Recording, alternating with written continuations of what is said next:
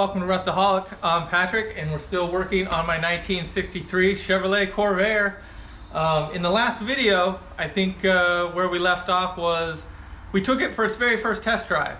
We took it up to the tire store to get some new tires, and you know, good news is we've got new tires. Bad news is that single test drive, like 6 miles away, not even, it's like 6 minutes away, was about all it could handle. And for whatever reason, the guys at the shop couldn't get it started. So I went up there that night and I checked the car out. I couldn't get it started either. So I decided I pulled one of the plugs and it was actually black. So I was like, well, maybe I fouled the plugs up.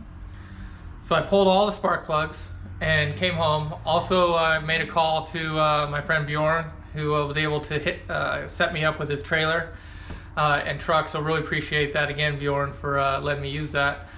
But I was still hoping, you know, maybe I clean these plugs up and I get it up there and I'm still able to drive it onto the trailer. I didn't get a chance to test that because the night I went to go pick it up, I got all the plugs in, ready to start it, and realized I didn't even have the keys. So I didn't get it started at that point. So we just put it on the trailer, got it home, and I think that's about where we left off on the last video. Is we just dropped it off the trailer. Now what you guys didn't see is I actually did start it that day. And it was the first start after cleaning the plugs, and I want to show that to you right now. Catch you guys up.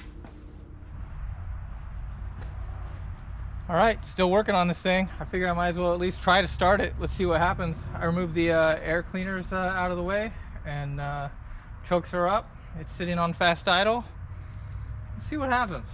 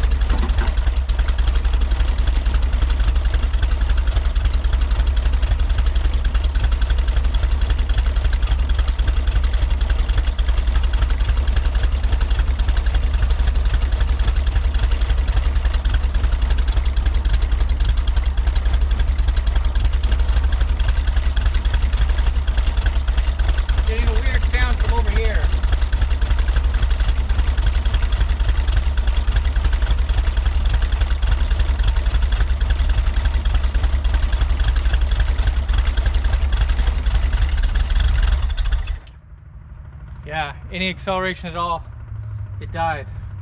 Huh.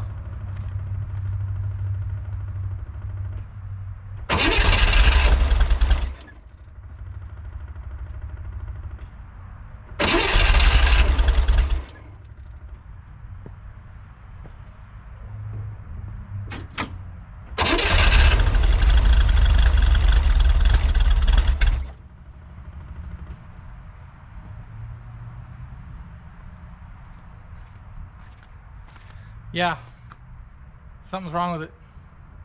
Not good, not good.